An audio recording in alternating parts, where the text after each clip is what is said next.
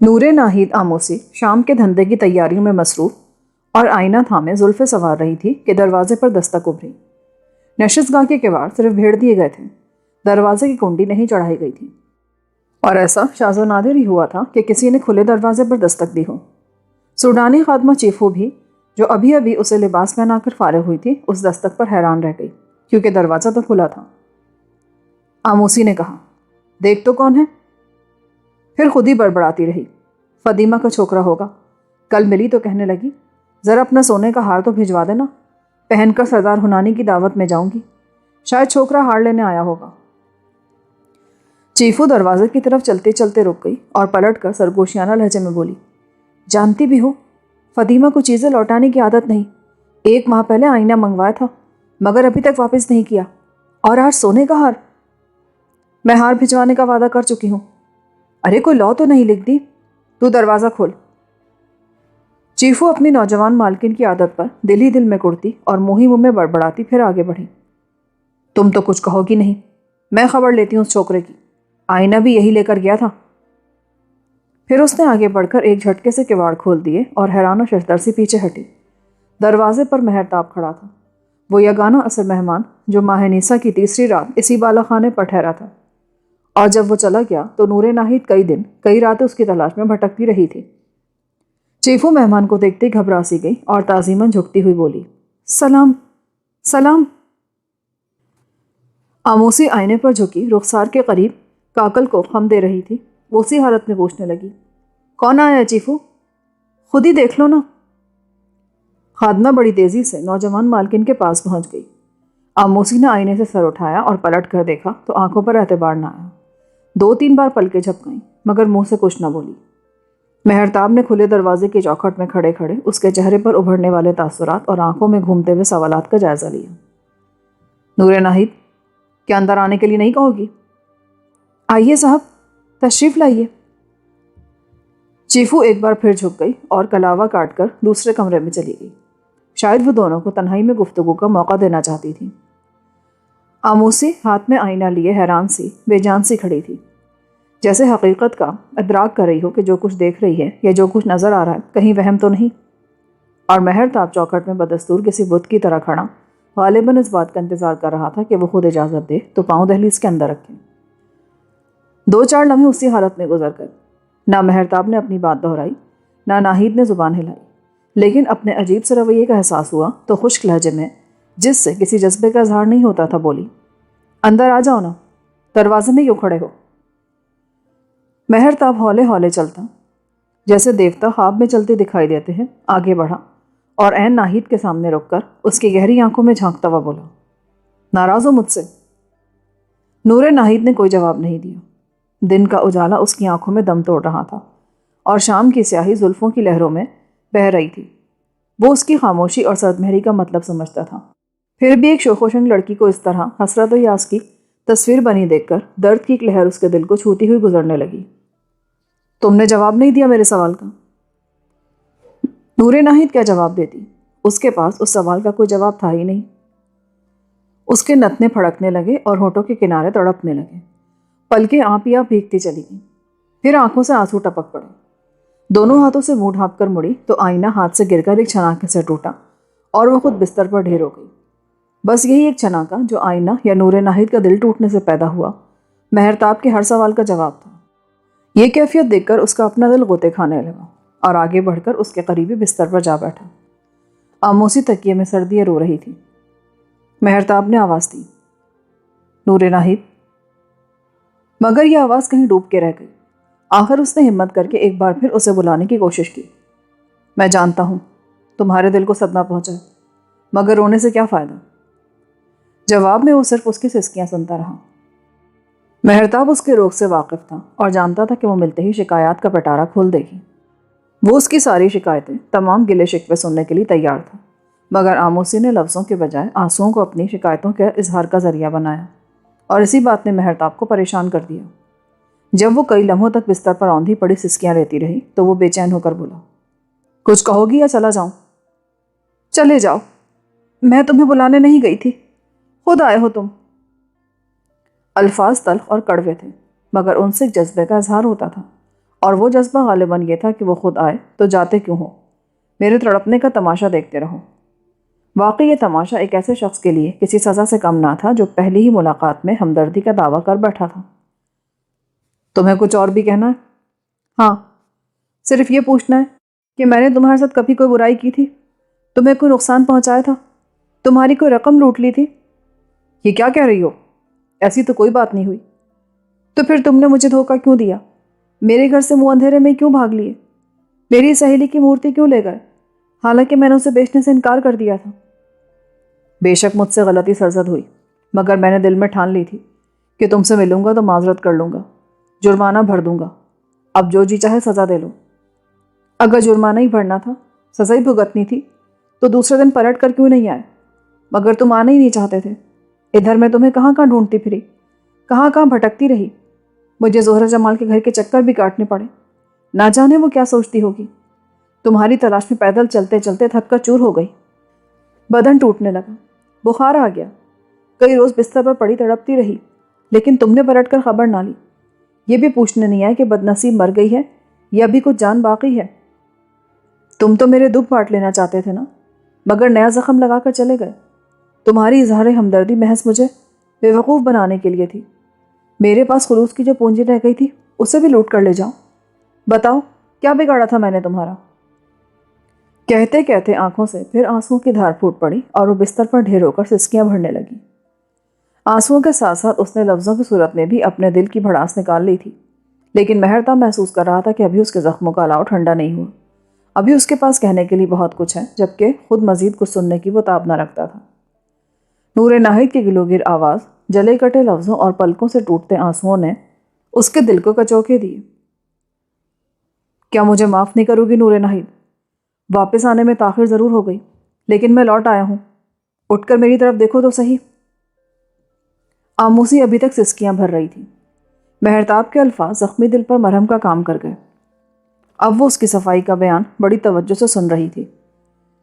بے شک میرے سلوک سے تمہیں تکلیف پہنچی، مگر تم میری مجبوریوں کو نہیں سمجھ سکتی۔ تمہارے گھر میں قیام میری ایک ضرورت تھی، فرار ایک مقصد، اور میں خود چند روز مخفی رہنے پر مجبور تھا، لیکن ان ایام میں بھی تمہیں یاد کرتا رہا ہوں۔ جانتا تھا تم روٹھ جاؤ گی، مگر میں منانے کے لیے آ گیا ہوں۔ اب اٹھو اور آنسو پوچھ ڈالو۔ یہ باتیں آموسی کی ٹوٹی پھوٹی ذات کو پھر جمع کرنے لگی۔ اسی اثنا میں مہرتاب نے ہاتھ بڑھا کر اس کی تھوڑی کو پکڑا اور آہستہ آہستہ چہرہ اوپر اٹھا دیا۔ آموسی کی آنکھیں سرخ ہو رہی تھیں، رخساروں پر خون کی کتنی ہی خشک و تر لکیریں تھیں۔ چہرہ روتے روتے کچھ اور سرخ ہو گیا تھا یا آنسوؤں سے دھل گیا تھا۔ یہ التفات نور ناہید کے دل سے کدورت کی آخری گرد بھی دھو گیا۔ جانتی ہوں میں تمہارے قابل نہیں، ایک چچڑی ہوئی ہڈی، تم جیسے کسی بھی معزز مہمان کے دسترخوان کے لائق نہیں ہوتی، مگر میں نے ہی کب اصرار کیا تھا کہ ضرور میرے عاشق بن کر آؤ، دوست بن کر بھی تو آ سکتے تھے۔ کیا میں اتنی بری ہوں کہ مجھے اپنا دوست سمجھتے ہوئے بھی تمہیں آر محسوس ہوتی ہے؟ نہیں آموسی، میں تمہاری دوستی میں کوئی آر محسوس نہیں کرتا، بلکہ اسی تعلق کے باعث ایک ایسے جذبے سے آگاہ ہوا ہوں جو اس کائنات کی تکمیل کرتا ہے۔ کوئی ایسی بات نہ کہو جس پر تمہیں خود یقین نہ ہو۔ کیا واقعی تم دل سے میری دوستی کا اقرار کرتے ہو؟ نہ صرف اقرار، بلکہ بخوشی تمہیں اجازت دیتا ہوں کہ تم بازار کی قصبیوں کے روبرو بھی میری دوستی کا اعلان کرو اور انہیں بتا دو کہ وہ اجنبی جو کنواری دختر بابل کا دلہا بن کر آیا ہے، جسے دیکھتے ہی مقدس گوما کی مہر سکوت ٹوٹ گئی، جس کے لیے نئے نئے واقعات، نئے نئے حادثات ظہور میں آئیں گے، اور جسے بادشاہ نے اپنے مشیران خاص میں جگہ دی ہے، تمہارا دوست ہے، اور دوست بھی ایسا کہ تم اسے جو حکم دو گی وہ بجا لائے گا۔ یہ الفاظ نہیں، قسمت کے ستارے تھے جن کی روشنی کے لیے وہ زندگی کے اندھیروں میں بھٹکتی رہی تھی۔ اس نے مہرتاب کا ہاتھ اپنے ہاتھوں میں لے کر کہا، بس مہرتاب، مجھے یقین آ گیا کہ تم واقعی میرے ہمدرد و خیرخواہ ہو۔ ڈلفی کی قسم، تمہاری دوستی میرے لیے محبت سے بھی ایک بڑی نعمت ہے، مجھے اور کچھ نہیں چاہیے۔ میرے لیے یہی بہت ہے کہ تمہیں میرے خلوص پر یقین آ گیا۔ میں نہیں جانتی بیدخت کے ساتھ تمہارے تعلقات کی نوعیت کیا ہے۔ راحت شب لیلا کہتی ہے تم دونوں کے درمیان محبت کے عہد و پیمان ہو چکے ہیں۔ اگر یہی ہوا ہے تو میں خوش ہوں، کیونکہ تم دونوں کے ساتھ میرا بھی ایک تعلق ہے مہرتاب۔ ذرا غور کرو، اگر میں پیاری کہلائی تو بیدخت زہرہ جمال کی، جو بابل کی اور شاید دنیا کی سب سے خوبصورت عورت ہے، اور دوست بنی تو تمہاری جو مردوں میں اپنی نظیر نہیں رکھتا۔ مہرتاب کو اس کا یہ اظہار تعلق اچھا لگا، جس میں ایک عجیب سا احساس فخر نمایاں تھا۔ واقعی ایک حیرت انگیز اتفاق ہے کہ تمہارا تعلق ہم دونوں سے ہے۔ اب میں اپنے آپ کو خوش قسمت سمجھنے لگی ہوں۔ تم واقعی خوش قسمت ہو۔ پہلی رات جب تمہارا مہمان بنا تو یہ نہیں بتایا کہ میں کون ہوں اور اس شہر میں کیوں آیا ہوں۔ یہ بات میں آج بھی نہیں بتاؤں گا، لیکن یہ خوشخبری ضرور دینا چاہتا ہوں کہ بہت جلد تمہاری ذات سے ذلت، نفرت اور خوف کے تمام سائے دور ہو جائیں گے اور تم ناہید ستارے کی مانند اجلی نظر آؤ گی۔ نور ناہید ان الفاظ کا مطلب سمجھنے سے قاصر تھی، لیکن احساس مسرت سے اس کا دل دھڑکنے لگا۔ مہرتاب، مجھے اتنی خوشیاں نہ دو کہ میں برداشت نہ کر سکوں۔ یہی کیا کم ہے کہ تم لوٹ آئے، مجھے تمہاری دوستی مل گئی۔ چیفو، چیفو ذرا یہاں تو آ۔ کیوں بلا رہی ہو اسے؟ تم اتنے دنوں، اتنی راتوں بعد لوٹے ہو، کیا کچھ خاطر مدارات بھی نہ کروں؟ کیا ضرورت ہے اس تکلف کی؟ تکلف؟ آج تو جی چاہ رہا ہے کہ تم میرے بستر پر لیٹ جاؤ اور میں ساری رات تمہارے پاؤں دباتی رہوں۔ مہرتاب کو اس کی سادگی اور بے چارگی پر ترس آنے لگا۔ اسی اثنا میں چیفو آ گئی اور آموسی کہنے لگی، چیفو، گھر میں کھانے پینے کو کچھ تو ہوگا، جا ذرا لبنان کی شراب اور تھوڑی سی مچھلی ہی لیا۔ نہیں چیفو، تمہیں کسی تردد کی ضرورت نہیں ہے، آج میں شراب نہیں پیوں گا۔ آموسی نے حیرت سے کہا، کیوں نہیں پیو گے؟ تمہاری باتیں سنوں گا، ان میں زیادہ نشہ ہے۔ بنا رہے ہو مجھے؟ نہیں، تم تو خود بنی بنائی ہو، اب ستاؤ گے بھی۔ تم کس چکر میں پڑ گئی؟ آج میں مہمان نہیں، اگر کسی چیز کی ضرورت ہوگی تو خود طلب کر لوں گا۔ چیفو، تم جاؤ۔ چلو یوں ہی صحیح، مگر چیفو، کھانے کے لیے کچھ ضرور تیار کرنے لا، میری باتوں سے پیٹ نہیں بھرتا۔ خادمہ مڑنے لگی تو ناگہاں اس کی نگاہ ٹوٹے ہوئے آئینے پر پڑی۔ یہ کس نے توڑا؟ کوئی تیسرا بھی نظر آتا ہے تجھے اس کمرے میں؟ ہم ہی دونوں تھے۔ آئینہ ٹوٹنے کا غم نہ کر، اس کے عوض آج مجھے آئینہ نمرود سے بھی ایک قیمتی اور نادر شے مل گئی ہے، بس اس کی کرچیاں اٹھا لے اور کمرے میں روشنی کر دے۔ خادمہ نے بڑی احتیاط کے ساتھ آئینے کے ٹکڑے اور ریزے سنبھالے، پھر دونوں قندیلیں روشن کر کے کمرے سے نکل گئی۔ روشنی میں آموسی کا چہرہ اور نکھر آیا۔ مہرتاب اس کے چہرے کی نئی شادابی کو دیکھ رہا تھا کہ زینے والا دروازہ، جس کے صرف پٹ بھیڑ دیے گئے تھے، ایک دھماکے سے کھلا اور زرق پر لباس سے ملبوس ایک بھاری سی، جوان سی، خوبصورت سی عورت آندھی کے تیز جھونکے کی طرح اڑتی ہوئی اندر آئی اور بے اختیار پکاری، ہائے میری نور ناہید! مگر آموسی کے پاس ایک مرد کو بیٹھے دیکھ کر حیرت سے انہیں قدموں پر رک گئی۔ نور ناہید، تیری خلوت میں مخل ہونے کی معافی چاہتی ہوں۔ اب مجھے کیا علم تھا کہ تو سر شامی رنگ رلیاں منا رہی ہوگی؟ نادان لڑکی، ایسے موقع پر دروازے کی کنڈی تو چڑھا لیا کرو۔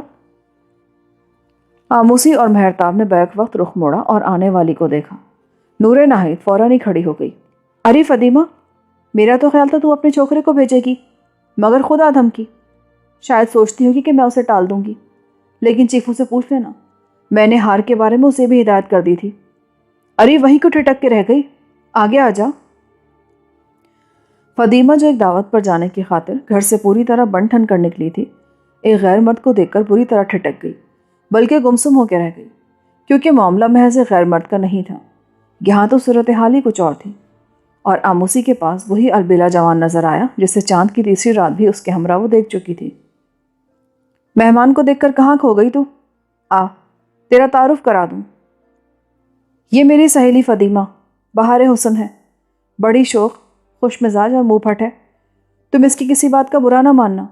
اور فدیمہ بہار حسن، یہ مہرتاب ہے، جو کنواری دختر بابل کا دلہا بن کر آیا ہے، جسے دیکھتی مقدس گوما کی مہرے سے ٹوٹ گئی، جس کے لیے نئے نئے واقعات، نئے نئے حادثات ظہور میں آئیں گے، جسے بادشاہ نے اپنے مشیران خاص میں جگہ دی ہے، جس نے مجھے اختیار دیا ہے کہ میں اس کی دوستی کا اعلان کروں اور سب کو بتا دوں کہ میں اسے جو حکم دوں گی یہ بجا لائے گا۔ کیوں مہرتاب، میں نے کوئی غلط بات تو نہیں کہی نا؟ نہیں، تم نے ایک ایک لفظ درست کہا ہے اور میں نے تمہیں انہی باتوں کا اختیار دیا تھا۔ فدیمہ، جو مہرتاب کو دیکھتے ہی جیسے سکتے میں آ گئی تھی، یہ عجیب اور انوکھا تعارف سن کر حیرت و طلسم کے بھنور میں ڈوبنے لگی، کیونکہ آج تک کسی عورت نے کسی مرد کا ایسا تعارف نہیں کرایا تھا۔ اب بتا، تجھے کیسا لگا یہ سب؟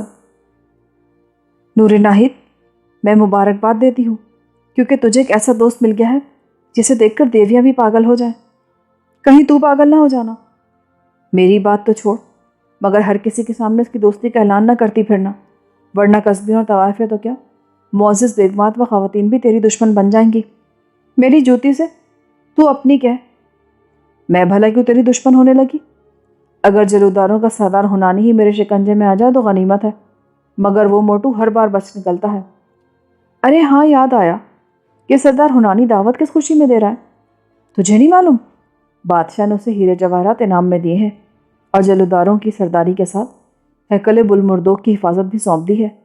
ہیکل کی نگرانی ایک بہت بڑا اعزاز ہے۔ اس نے دعوت میں بڑے بڑے امیروں، رئیسوں اور سرداروں کو بلایا ہے۔ بڑا ہنگامہ ہوگا آج، رات بھر جشن رہے گا۔ میں تو کہوں تو بھی میرے ساتھ چل اور مہرتاب کو بھی ساتھ لے لے۔ عورتیں تو کیا، مرد بھی دیکھیں گے تو جان لیں گے کہ تو بھی کوئی شے ہے۔ مگر ابھی تو کہہ رہی تھی کہ میں مہرتاب کی دوستی کا اعلان نہ کرتی پھروں، عورتیں دشمن ہو جائیں گی۔ یہ تو میں اب بھی کہتی ہوں، مگر دوستی کا اعلان کا ضروری ہے۔ مہرتاب کے ہمراہ کسی دعوت میں شریک ہونا ہی کافی ہے تیرا۔ میں کسی کی دعوت میں بن بلائی کیوں جانے لگی؟ ارے میں جو بلا رہی ہوں تجھے، اور تو جانتی ہے سردار ہنانی پر میرا کیا حق ہے۔ فدیمہ بہار حسن، مہرتاب کی خلوت چھوڑ کر میں بھلا تیرے ہنانی کی دعوت میں کیوں جاؤں؟ تو جا اور اس موٹے کپے کو اپنے شکنجے میں کستی پھر۔ ہاں، تیرے لیے ہار منگوا دیتی ہوں۔ پھر آموسی نے خادمہ کو آواز دی کہ ہار نکالنا ہے۔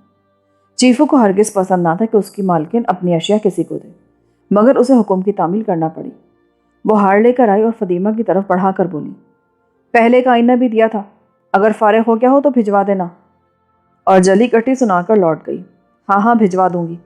اور ہار جو اتنا قیمتی تو نہیں مگر فونقی کاریگری کا بہترین نمونہ تھا، گلے میں پہن لیا۔ فدیمہ کے زرق پر لباس پر اس کی سرزدش دیکھنے والی تھی۔ وہ خوش ہو کر بولی، شکریہ آموسی، تو اکثر میرے کام آتی ہے۔ یہ ہار پہن کر دعوت میں جاؤں گی تو میری کچھ اور شان ہوگی، مگر ذرا سنبھال کے رکھنا فدیمہ، میری ماں کا ہے اور تو جانتی ہے کہ میں اس کی ہر شے کی بڑی حفاظت کرتی ہوں۔ فکر نہ کر، کل ہی لوٹا دوں گی۔ پھر مہرتاب سے مخاطب ہوئی، مہرتاب، میری سہیلی کو جو اختیار تم نے دیا ہے کہیں واپس نہ لے لینا۔ میں کوئی چیز کسی کو دے کر واپس نہیں لیا کرتا۔ فدیمہ تو آموسی کو پیار کر کے رخصت ہو گئی اور پھر وہ مہرتاب کے ساتھ آ لگی۔ آموسی، آج میں تمہارے پاس ایک خاص مقصد لے کر آیا ہوں۔ کیسا مقصد؟ تمہیں میرے ساتھ چلنا ہوگا۔ کہاں؟ جہاں میں لے جاؤں، بس، اور میرا کہنا ماننا ہوگا۔ کیا؟ جو میں کہوں۔ مجھے تمہارے کسی حکم سے انکار نہیں ہوگا، پر بات کیا ہے؟ آج میں تمہیں ایک نئے روپ میں دیکھنا چاہتا ہوں۔ تمہاری آنکھوں میں اتنی چمک ہو کہ ان سے خنجر کا کام لے سکو، دل اتنا مضبوط ہو کہ کسی کو خون میں لت پت دیکھ کر بھی قہقہا لگا سکو۔ یہ آج تم کیسی باتیں کر رہے ہو؟ سوال نہ کرو، صرف جواب دو، کر سکو گی ایسا؟ مگر تم ایسا کیوں چاہتے ہو؟ میں نے کسی مظلوم کے انتقام کی قسم کھائی ہے۔ کس سے انتقام لوگے؟ جس سے کہو گی۔ جس سے کہو گی؟ ہاں، نام لو کسی کا۔ بڑی عجیب کشمکش تھی۔ آموسی کے بدن میں سنسنی دوڑ گئی، سوچنے لگی کس کا نام لے۔ ذہن میں کئی صورتیں، کئی چہرے جلوہ گر ہوئے، مگر ایک صورت، ایک چہرہ سب سے نمایاں تھا، اور وہ تھا بابل کے شیطان دروغہ بنو سلان کا، جس نے سب کچھ لوٹ کر اسے جسم فروشی کی غلاظت پہ دھکیل دیا تھا۔ وہ چاہتی تھی کہ اس کی گردن دبا دے، گلا گھونٹ دے، لیکن اس کی طاقت اور اپنی کمزوری کا خیال کر کے زہریلی مسکراہٹ کے ساتھ بولی، جانے دو مہرتاب، میں تمہیں کسی مشکل میں نہیں ڈالنا چاہتی۔ مہرتاب نے اس کے ذہن میں ہونے والی کشمکش سے کچھ اندازہ کر لیا، جانتا تھا کہ وہ بنو سلان ہی کا نام لے گی جو اس کی تباہی کا باعث بنا، مگر آموسی اس کی سرکاری حیثیت اور بے اندازہ طاقت سے ڈر گئی تھی۔ مہرتاب نے بھی فی الحال اخفاء راز میں ہی مصلحت سمجھی، حالانکہ آج وہ اسے بابل کے دروغہ بنو سلان ہی کے پاس لے جانے کے لیے آیا تھا، مگر اس نے ذہن میں سوچا، اس سیدھی سادھی لڑکی کو اپنے خیالات میں گم رہنے دو، مبادا اس کی گزری ہوئی زندگی اور اس کی زندگی میں ٹوٹنے والی ہر قیامت عورت کی کمزوری بن کر پھر سامنے آ جائے اور وہ خوف اور دہشت کی حالت میں اس کا راستہ روک لے۔ چلو، تم جیسا کہتی ہو ویسا ہی صحیح۔ تم کتنے اچھے مہرتاب، آج تم نے میری ہر بات مان لی، مگر میں تمہارے کسی حکم سے انکار نہیں کروں گی، جہاں چاہے لے چلو۔ باتوں ہی باتوں میں شام کے پرسکون لمحے رات کے ہنگاموں میں تبدیل ہو گئے۔ بابل کے بازاروں میں زندگی اپنی تمام تر سرمستیوں کے ساتھ جاگ اٹھی۔ آج مہرتاب کی اپنی زندگی کی ایک مارکا خیز رات تھی، اور اس رات سے نمٹنے کے لیے وہ بساط کے سارے مہرے تیار کر چکا تھا۔ سب چالیں سوچے بیٹھا تھا، جانتا تھا کہ قلعہ اسگیلا میں رسد کے نئے ذخیرے جمع ہو گئے ہیں، اس لیے آج رات بادشاہ، بیلشا زار، میر معظم، فوج کے افسر، شاہی ہرکارے اور کارندے سب اطمینان کی نیند سوئیں گے۔ ریموٹ سے بھی ملاقات کا کوئی امکان نہیں تھا، کیونکہ دن کو وہ کافی مصروف نظر آیا تھا۔ ہونانی کہ تو آج دعوت ہو رہی تھی، اس نے امیروں، رئیسوں اور اپنے دوستوں کو بلا رکھا تھا۔ ان کی یہ رات نشو و مستی اور حسن و شباب کی دلچسپیوں میں گزرے گی۔ بابل کے عمرہ کی دعوتیں کبھی کبھی ساری رات چلتی تھیں۔ جہاں شراب کے جام لونڈھائے جاتے تھے، وہاں عورتیں موسم کے پھلوں کی طرح تقسیم ہوتی تھیں۔ ان تمام حالات کے پیش نظر مہرتاب کے خیال میں یہ رات چاہے بابل کے دروغہ بنو سلان سے نمٹنے کے لیے انتہائی موزوں تھی۔ جو جو وقت گزرتا جا رہا تھا، آموسی کی بے چینی بڑھتی جا رہی تھی۔ وہ بار بار پوچھتی، کہاں جانا ہے مہرتاب؟ کب جانا ہے؟ اور ادھر سے ہر سوال کا ایک ہی جواب ملتا، انتظار کرو۔ یہی دو لفظ اس کے دل کو بے چین کیے دے رہے تھے۔ وہ چاہتی تھی کہ یہ انتظار ختم ہو اور وہ اسے جہاں لے جانا چاہتا ہے لے جائے۔ ٹھیک اس وقت جب رات کا پہلا پہر گزرنے والا تھا اور قصبیوں کے حجروں اور جنسی دیوی دیوتاؤں کے مندروں اور صنم کدو شراب خانوں میں گناہ اور لذت اور حوث و نشہ سرور کے ہنگامے جوان ہو گئے، مہرتاب یکلخت یوں کھڑا ہو گیا جیسے تقدیر کھڑی ہوتی ہے۔ اٹھو آموسی، ہمارے چلنے کا وقت آ گیا۔ وہ بےتابانہ اٹھی تو مہرتاب نے اپنی قبا کے نیچے سے ایک چھوٹا سا، ہلکا سا مگر تیز دھار خنجر نکال کر اس کی طرف بڑھایا۔ اسے کسی ایسی جگہ چھپا لو جہاں سے فوراً نکال سکو۔ مگر یہ خنجر کیوں؟ تمہاری حفاظت کے لیے۔ میری حفاظت کے لیے تم ساتھ ہو تو؟ پھر بھی آج رات یہ خنجر تمہارے پاس ہونا ضروری ہے۔ وہ معاملے کی نوعیت سے قطعی بے خبر اور حیران تھی۔ آخر اس پیش بندی کا مقصد کیا ہے؟ کیا کرنے جا رہے ہو تم؟ پارمیتو کی بیٹی ہو کر ڈرتی ہو؟ یہ الفاظ کوڑے کی طرح آموسی کے دل پر پڑے۔ مہرتاب نے اس کے باپ کا نام لے کر روح کو گھائل کر دیا تھا۔ اس نے خنجر کی دھار کی مانند تیز نظروں سے اس کو دیکھا۔ اسی نام کو تو 12 برس سے سینے میں چھپائے پھرتی ہوں۔ شاید کسی دن یہ اعلان کر سکوں کہ میں پارمیتیو کی بیٹی ہوں۔ نہ جانے وہ دن کب آئے گا۔ وہ دن ضرور آئے گا۔ اس فکر نے آموسی کو ایک نیا حوصلہ دیا۔ اس نے خنجر اپنی کمر کی پیٹی میں اڑس کر اوپر سے ارغوانی رومال اس طرح باندھ لیا کہ خنجر چھپ گیا۔ مہرتاب اسے آنے والے وقت کے لیے تیار کر رہا تھا۔ نور ناہید، خنجر کسی حسین لڑکی کے چلانے کی چیز نہیں، مگر کبھی کبھی اس کا استعمال حسن کی قیمت میں اضافہ کر دیتا ہے۔ آج تک تو کسی نے مجھے گر سکھایا نہیں، چلو آج یہ تجربہ بھی صحیح۔ مہرتاب نے اسے پیچھے پیچھے آنے کا اشارہ کیا۔ کمرے سے نکل کر دونوں آگے پیچھے زینے پر چلنے لگے۔ فوراً ہی ان کے عقب میں کواڑ بند ہو گئے، کیونکہ چیفو نے انہیں باہر نکلتے دیکھ لیا تھا، اور وہ فوراً دروازہ بند کرنے آ گئی تھی۔ وہ کنڈی چڑھا کر پلٹی تو بڑی خوش نظر آتی تھی، کیونکہ اس کی جوان مالکن نے اپنا کھویا ہوا محبوب پھر سے پا لیا تھا۔ آموسی نہیں جانتی تھی کہ وہ اسے کہاں لیے جا رہا ہے اور کیوں لیے جا رہا ہے۔ رات کا پہلا پہر گزر رہا تھا، مگر بازار عیش اور اس سے ملک ہر بازار، ہر کوچہ، جس میں قصبیوں کے حجرے اور طوائفوں کے 2 منزلہ 3 منزلہ مکانات تھے، تماشائیوں سے اٹا پڑا تھا۔ موبد نصروت تک پہنچتے پہنچتے ہنگامے بالکل مان پڑ گئے۔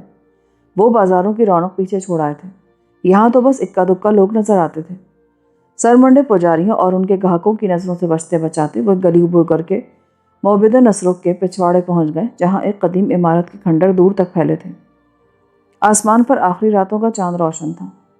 آموسی نے جسم میں ہلکے سے خوف کی لہر سرایت کرتی محسوس کی۔ مہرتاب اسے ساتھ لیے ایک اندھیرے گوشے کی طرف بڑھا۔ نہ جانے کھنڈر کے کس حصے سے نکل کر ایک بے آواز سا آیا، جس نے منہ پر کپڑا اس طرح باندھ رکھا تھا کہ آنکھوں کے سوا کچھ نظر نہیں آتا تھا۔ اچانک ان کے قریب آیا اور سرگوشی کے لہجے میں بولا، بہت دیر کر دی مہرتاب۔ مہرتاب نے فرات کے ملاحوں کے سردار کی آواز کو پہچان لیا۔ یہی وقت ہمارے مقصد کے لیے موزوں ہے۔ اس کے ہمراہ ایک عورت کو دیکھ کر سردار سیسرا شش و پنج میں مبتلا ہو گیا۔ اندھیرے میں بھی اس کی آنکھوں میں تعجب کی چمک صاف نظر آ رہی تھی۔ اس نے آموسی کی طرف اشارہ کیا۔ ایک خطرناک مہم میں بھلا عورت کا کیا کام؟ گھبراؤ نہیں، عورت ساتھ ہو تو مرد کی ذمہ داری بڑھ جاتی ہے۔ کیا تم تیار ہو؟ صرف تیاری نہیں، چاہے بابل کے بارے میں بعض ضروری معلومات بھی حاصل کر چکا ہوں۔ کیا معلومات حاصل کی تم نے؟ چاہے بابل کے لانتی حصار میں بنو سلان کے ساتھ 50 وحشی غلام متعین تھے، مگر جنگی خطرات کے پیش نظر 20 غلام جو تیغ زنی میں اپنی نظیر نہیں رکھتے، باغات معلقہ کی عقبی پہاڑی پر منتقل کر دی گئے ہیں، جہاں سے وہ آج کل شاہی خاندان کی حفاظت و نگرانی کا فرض ادا کر رہے ہیں۔ بنو سلان کے پاس صرف 30 غلام ہیں۔ 7 غلام بنو سلان کے ایک نائب سمیت ہر وقت حصار کے بیرونی دروازے پر پہرا دیتے اور رات کو دروازے کی ڈیوڑی میں سوتے ہیں۔ 16 غلام چاہے بابل کی فصیل کے ساتھ ساتھ 2 ٹولیوں میں گشت کرتے ہیں۔ 8 غلاموں کی ایک ٹولی آدھی رات تک گشت کرتی ہے اور دوسری اپنے حجروں میں آرام کرتی ہے۔ آدھی رات کو پہلی ٹولی واپس آتی ہے اور دوسری نکل جاتی ہے۔ بقیہ 7 غلاموں میں 3 جلاد اور 4 خونخوار درندوں کے نگران ہیں۔ وہ رات کو اپنے حجروں میں سوتے ہیں۔ بنو سلان کا حجرہ ان حجروں سے پرے ہے اور ہر رات اس کے ساتھ ایک عورت ضرور ہوتی ہے۔ مہرتاب یہ تفصیل سن کر سوچ میں پڑ گیا۔ اگر ہم غلاموں کو قابو کر لیں تو بنو سلان سے نمٹ سکتے ہیں۔ تم اپنے ساتھ کتنے آدمی لے کر آئے ہو؟ تم نے 10-12 کہے تھے، میں 15 ساتھ لایا ہوں۔ کم از کم 1 اور 2 کا مقابلہ تو ہونا چاہیے۔ لیکن مہرتاب، تم ان بہادروں کو بنو سلان کے غلاموں سے کم نہیں پاؤ گے، اور رتھ کھنڈر کے پیچھے موجود ہے۔ یہ کہہ کر سیسرا نے اپنے چوغے سے ایک خمدار تلوار نکال کر اس کی طرف بڑھائی، جس کے میان چمڑے کی تھی۔ یہ تلوار تمہیں خود بتا دے گی کہ اس کا لوہا مضبوط ہے۔ مہرتاب نے تلوار اپنی قبا کی پیٹی میں لٹکائی۔ اب ہمیں چلنا چاہیے، ہم دونوں آگے ہوں گے اور تم ہمارا تعاقب کرو گے۔ پھر اس نے آموسی کا ہاتھ تھاما اور پلٹ کر اس ویران راستے پر ہو لیا جو چاہے بابل کے بلند حصار کی طرف جاتا تھا۔ آموسی نے ان کی ساری گفتگو سنی اور فرت تحیر سے گم ہو کر رہ گئی، یہ جان لینے کے بعد کہ وہ تنہا نہیں ہے اور اس وقت 15 بہادروں کے ہمراہ چاہے بابل کے داروغہ بنو سلان سے نمٹنے جا رہا ہے۔ اس کی نبضوں میں خون کی حرکت تیز ہو گئی اور دل دھک دھک کرنے لگا۔ یہ انکشاف بڑا ہی لرزہ انگیز تھا کہ اس نے چاہے بابل کے حصار میں داخل ہونے کا فیصلہ کیا ہے، جہاں سے کوئی شخص زندہ سلامت نہیں نکل سکتا۔ یہ تم نے کیا سوچ دیا مہرتاب؟ چاہے بابل موت کا کنواں ہے۔ خاموش رہو، جب کھیل شروع ہو جائے تو اس کے منظر تبدیل نہیں ہوا کرتے۔ خود پر قابو رکھو۔ آموسی کو یوں لگا جیسے اس نے تلوار کی زبان میں بات کی ہو۔ لہجہ کتنا تیز اور بدلا ہوا تھا۔ وہ سہم کر چپ ہو گئی۔ ڈرتے ڈرتے اس نے پلٹ کر دیکھا۔ 15-16 آدمی جنہوں نے چہروں پر ڈھاٹے باندھ رکھے تھے کچھ فاصلے پر چلے آ رہے تھے۔ پھر وہ مہرتاب کے ساتھ چلنے لگی اور وہ چلتے چلتے اسے ہدایات دینے لگا۔ ابھی تم مجھ سے ہاتھ چھڑا کر چاہے بابل کے دروازے کی طرف بھاگو گی اور پہرے داروں کو اپنی مدد کے لیے بلاؤ گی۔ خوب غور سے سن لو، تم اس وقت بنو سلان کی محبوبہ ہو۔ اس سے ملنے جا رہی تھی کہ کچھ لوگوں نے تم پر حملہ کیا اور تم ان کے جنگل سے نکل بھاگی، مگر وہ آدمی بدستور تمہارے تعاقب میں ہے۔ تم دروازے پر جا کر گر جاؤ گی اور پہرے داروں سے کہو گی کہ فوراً دروازہ کھول کر تمہیں اندر بلا لیں اور بنو سلان کو اس واقعے کی خبر کریں یا تمہیں اس کے پاس پہنچا دیں۔ آموسی حیرت پاش نظروں سے اس کی طرف دیکھنے لگی۔ ہدایات سن کر اس کا بدن ٹھنڈا پڑنے لگا۔ وہ اسے بنو سلان کے پاس دھکیل رہا تھا جس سے وہ شدید نفرت کرتی تھی۔ مہرتاب، یہ کیا کر رہے ہو؟ گھبرانے کی ضرورت نہیں، حوصلہ رکھو۔ چاہے بابل کے حصار میں داخل ہونے کی اور کوئی ترکیب نہیں۔ آج تم بنو سلان کا دل بہلانے نہیں، اس سے انتقام لینے جا رہی ہوں۔ بس اب تیار ہو جاؤ، جاؤ۔ آموسی نے تمام ہدایات بغور سنی، پھر یہ سوچ کر کے مہرتاب ساتھ ہے، اس کے اشارے پر فوراً ہی بلند حصار کے دروازے کی طرف بھاگنے لگی۔ وہ چند لمحے کھڑا رہا تاکہ نور ناہید کچھ آگے نکل جائے، پھر اس کا تعاقب کرنے لگا۔ سردار سیسرا بھی اپنے جوانوں کے ہمراہ اس کے قریب پہنچ گیا۔ مہرتاب نے اسے کچھ سمجھایا۔ آموسی اپنے پیچھے دوڑتے ہوئے قدموں کی آوازیں سن رہی تھی۔ اس نے اپنی رفتار کچھ تیز کر دی۔ بچاؤ، بچاؤ! رات کے سناٹے میں چاہے بابل کے محافظوں نے ایک عورت کے چلانے کی آواز سنی تو چونک گئے، اس لیے نہیں کہ کسی مظلوم عورت سے ہمدردی رکھتے اور اس کی مدد کرنا چاہتے تھے۔ ان کے نزدیک یہ الفاظ بے معنی تھے۔ وہ تو بس ایک نسوانی آواز تھی جس نے انہیں چونکا دیا تھا۔ عورت خواہ کیسی ہی کیوں نہ ہو، چند لمحوں کے لیے ان کی درندگی کی تسکین کا ذریعہ بن سکتی تھی۔ پھر عام طور پر خوبصورت عورتیں ہی مدد کے لیے پکارتی ہیں، اس لیے بھی ان کا چونکنا لازمی تھا۔ آموسی بدستور شور مچاتی فریاد کرتی بھاگی آ رہی تھی۔ آواز کو کچھ قریب محسوس کر کے بنو سلان کے گرانڈیل نائب نے عظیم و مہیب دروازے کے گوشے میں واقع روزن نما چھوٹی سی کھڑکی کھول کر باہر جھانکا۔ ٹھیک اسی لمحے آموسی بچاؤ بچاؤ پکارتی دروازے پر آ کر ڈھیر ہو گئی۔ اس عجیب و غریب واقعے نے نائب کو حیران کر دیا اور وہ گرجدار آواز میں بولا، کون ہے تو؟ یہاں کیوں آئی ہے؟